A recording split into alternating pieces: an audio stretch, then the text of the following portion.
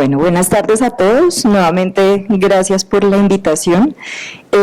Vamos a hablar de higiene de manos y medidas no farmacológicas en las epidemias. Yo realmente no les traigo tanto una revisión de por qué es importante, sino que quiero mostrarles las lecciones aprendidas que nos dejó la pandemia que vivimos recientemente, mis conflictos de interés. De higiene de manos es, pues digamos que importante resaltar que ha estado ligado a lo largo de la historia, sobre todo con movimientos espirituales, religiosos, y a pesar de todo esto, en la Edad Media se olvidó como todo eso que venía ligado a la religión, de la importancia de la pureza, de la purificación y del lavado de manos, y se olvidó por completo hasta que en 1846 nuestro padre de la higiene de manos resaltó su importancia. Esto fue reforzado por Florence, y es hasta el siglo pasado cuando los CDC realmente le dan digamos que la importancia que tiene la higiene de manos para prevención de infecciones, y la Alianza Mundial para la Seguridad del Paciente que se forma en la OMS en el año 2004. Todos sabemos que dentro de las banderas de la Organización Mundial de la Salud está que una atención limpia es una atención segura, y que dentro de esta, digamos que esta premisa, las manos limpias es un pilar fundamental de la atención, que disminuye el riesgo de infecciones asociadas a la atención en salud, y que más del 50% de las infecciones asociadas a atención en salud pueden ser prevenidas.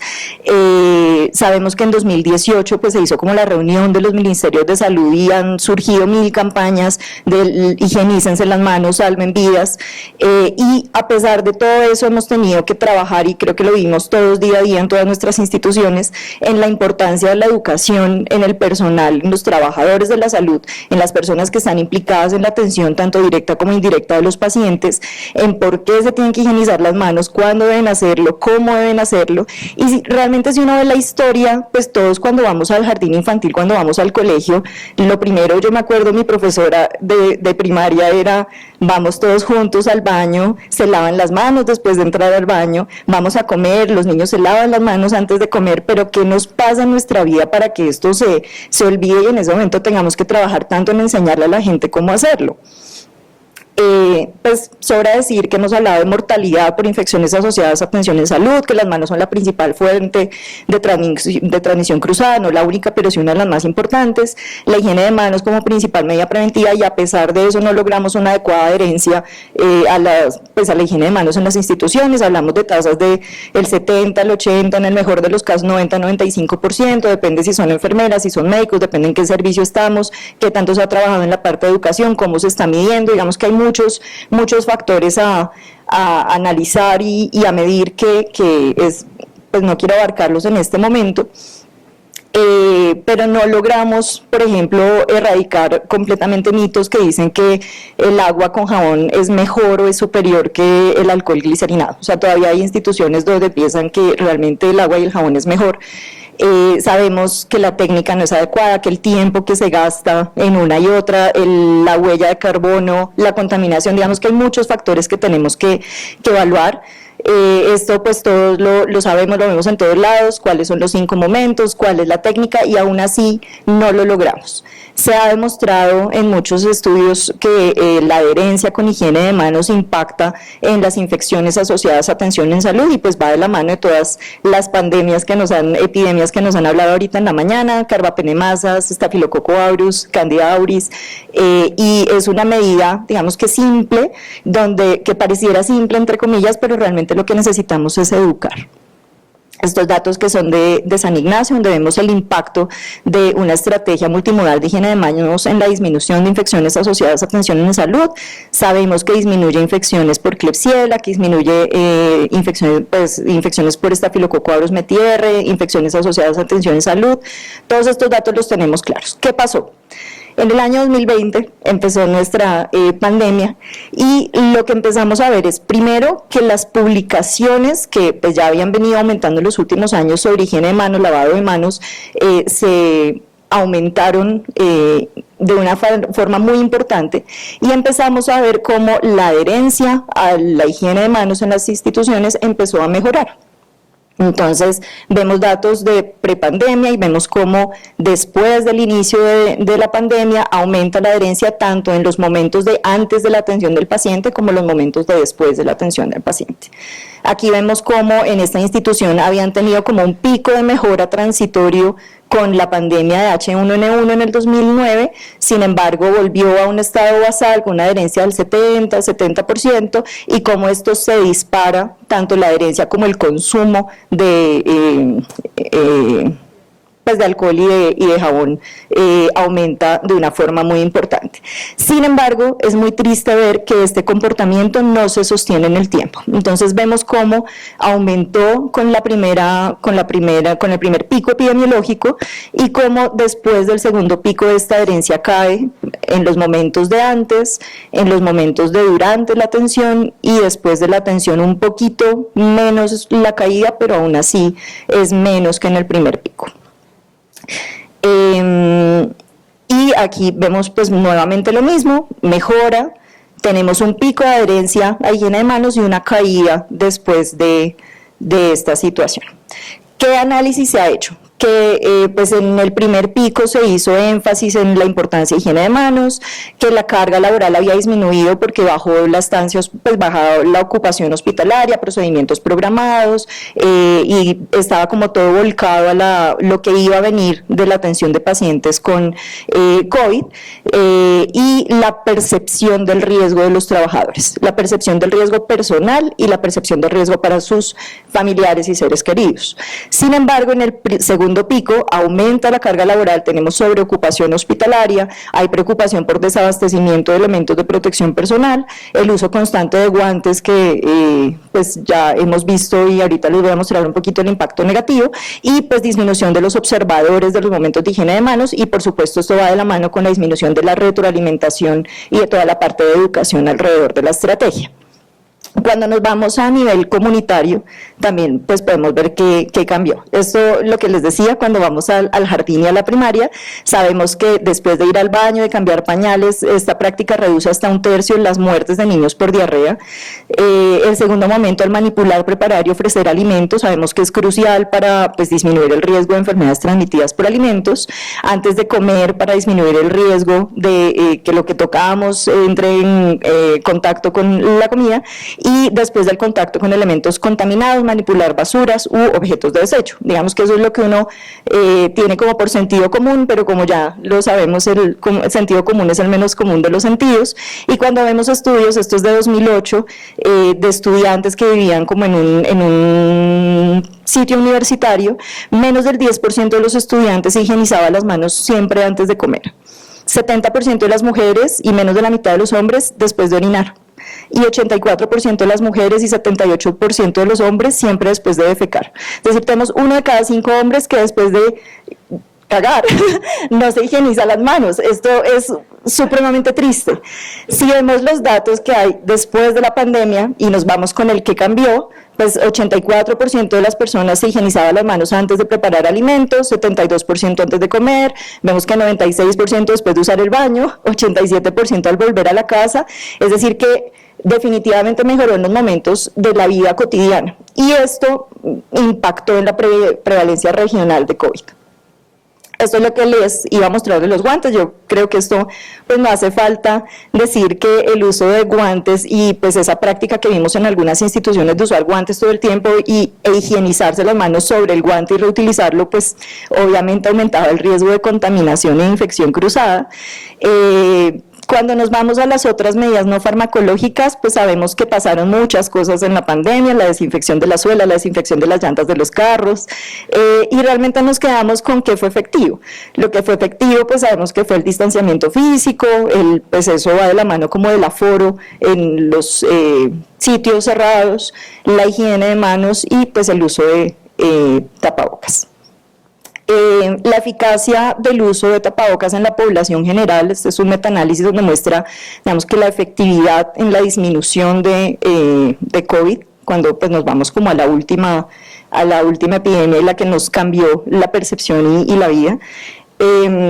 Sin embargo, vemos que la percepción de la población sobre el uso, la importancia del uso de tapabocas era del 38% en Estados Unidos, del 91% en China. ¿Por qué se cree que estaba digamos que este comportamiento? Porque en China ya habían tenido previamente SARS, ya habían tenido casos de MERS y tenían, digamos que culturalmente, más interiorizada la importancia de el uso de estos elementos.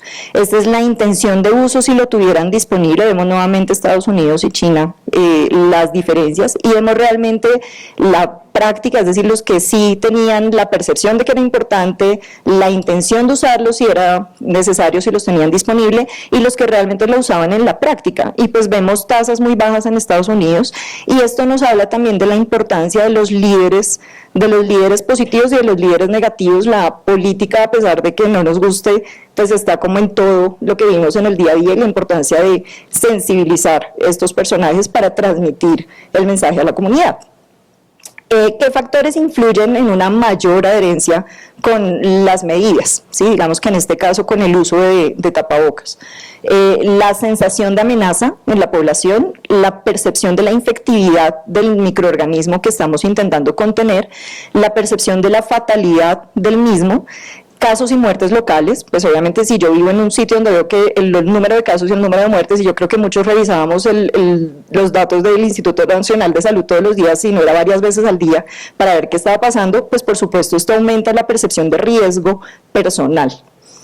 La importancia de la cultura, la eficacia percibida del elemento de protección personal o de la medida que se quiere implementar, esto va de la mano de la cultura, es la responsabilidad cívica, la sensación de seguridad y control y por supuesto el apoyo político. Si vemos que nos disminuye la adherencia, la falta de conocimiento, la comprensión incorrecta de las vías de transmisión, que esto va de la mano de la falta de conocimiento, el estigma social, las normas sociales, la ansiedad y el pánico, la falta de apoyo político, los líderes negativos, la falta de disponibilidad por supuesto y la sensación de disconfort con el uso de los elementos. Aquí vemos los determinantes psicosociales de la adherencia. Vemos que el conocimiento, esto es con higiene de manos, la educación y el conocimiento es fundamental, y eso va de la mano de los factores actitudinales positivos hacia la medida, y las normas percibidas, digamos que como una normativa social o legal o punitiva, o digamos que la forma que es una norma y es algo que yo tengo que cumplir, así no crea, así crea que no sirve, así digamos que un poco la imposición de la medida.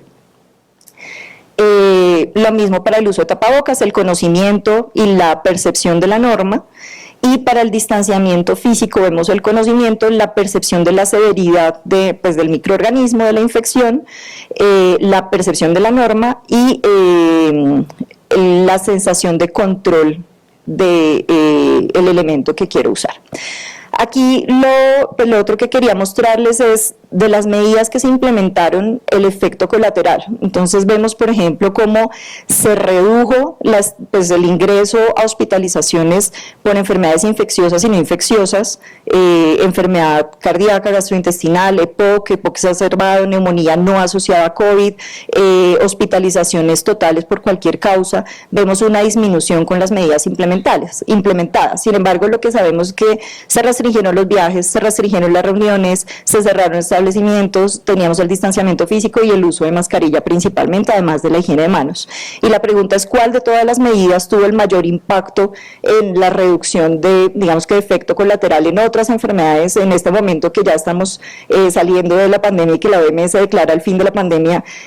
Sabemos que la mascarilla y que estas medidas han disminuido la enfermedad respiratoria, sincitial respiratoria, influenza, neumonía, y pues esto va de la mano también de todos los desenlaces que sabemos con exacerbación de POC, enfermedades respiratorias crónicas, enfermedades cardiovasculares, pero no sabemos realmente cuál de las medidas fue más efectiva. Realmente no podemos cuantificar porque todo se hizo al mismo tiempo. Entonces es importante saber cuál de las medidas realmente tiene la mayor efectividad y en qué condiciones tienen esta efectividad, y pues los efectos adversos colaterales, para guiar, digamos que el desarrollo de políticas públicas pensando en eventos futuros que vayamos a tener. Probablemente no todos sean respiratorios, pero sí es muy importante saber qué es efectivo y qué no, y probablemente tengamos que evaluarlo de alguna otra forma que la pandemia no nos lo permitió por la paquetización, por así decirlo, de las medidas. Este estudio me pareció bonito, es el daño el efecto colateral en casos de dengue, y vemos que disminuyó el dengue con la pandemia, y pues se cree por supuesto que es por la disminución de movilización interna y externa, la reducción de movimiento, y pues esto es algo también como a tener en cuenta en nuestra situación de globalización. Para dejarles, digamos que mis conclusiones, sabemos que la higiene de manos es la bandera en campañas de la OMS, que es fundamental en la prevención de infecciones asociadas a atención en salud, pero es supremamente importante llevar estas medidas al ámbito comunitario. Necesitamos que la comunidad entienda la importancia, y probablemente ahí nos toque trabajar mucho con los niños y pues todo lo de educación, que la profe lo sabe mejor que yo, para digamos que tener generaciones futuras que realmente tengan esto interiorizado en su cultura. La mejor motivación es el miedo, esto es muy triste, y el miedo como personal y para mis seres queridos, pero es transitorio. Entonces es fundamental trabajar en la educación, el entrenamiento continuo, haciendo énfasis en el autocuidado y la percepción del riesgo. Las políticas públicas son supremamente importantes y pues lo vivimos en los últimos años, y aquí es muy importante que estas situaciones no se conviertan en un tema político y en no tener o intentar no tener líderes negativos alrededor de estas medidas que impactan en la salud pública. Es importante la aceptación y la tolerancia a las medidas para mejorar la adherencia, y pues la importancia de la detección y la eliminación de barreras para trabajar a futuro. Muchas gracias.